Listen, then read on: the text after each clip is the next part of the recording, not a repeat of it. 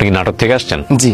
শুরু করেন মনির ভাই। নানি হচ্ছে মানুষের বাড়িতে খেতা সেলাই করি করি, আগে তো নর্মাল ডেলিভারিটা বেশি ছিল, তাই যেটাকে জি, বলে, হ্যাঁ। জি। এই কাজগুলা করে সারাদিন পরে এখন 1 কেজি চাউল হোক, কেজি আটা হোক, এগুলা নিয়ে আসি বাড়িতে, আসি রান্না বান্না করে তারপরে নানি আর আমি একসাথে খাওয়া দাওয়া করি করতাম। 2 আমাকে ভর্তি ফিস ধরেছে 10 টাকা। যায় নানির কাছে জেস ধরেছি যে নানি আমার ক্লাস 2 উঠেছি, আমার 10 টাকা পরীক্ষা ফিস লাগবে। কোনো এখন কষ্ট পাই এত রাগ নাকি না সারাদিন পরিশ্রম করেছে অতটা বুঝি সারি নেই। পরে আচ্ছা তাকে আমাকে মাইল নানির বাড়ির মাত্র 10 ধাপ দিলেই একটা গৃহস্থ বাড়ি, গৃহস্থর মা আমাকে ওই মারা দেখে কোলে পিঠে কইলি চলে আসলাম।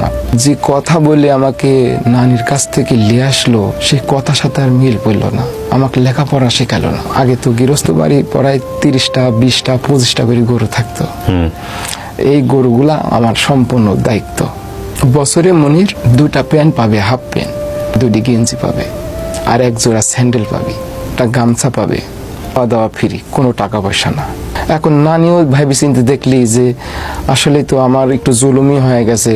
একবার ওই বর্ষা মৌসুমে বছরে আমি একটা গামছা পাই, সবগুলা গরুকে আমি আগে পাঠাইতাম, আর একটা গরুকে আমি আটকায় রাখ। ছোট মানুষ, সাঁতার তো জানি না, যে গরুটা সভ্য সেই গরুটার ন্যাজ ধরে রাখতাম। 1/2 কিলোমিটার পানি, একটা বিল পার হতে হবে, এই আধা ঘন্টায় ন্যাজ ধরে থাকতাম, কল কল কল কল করে চলে যাইতাম।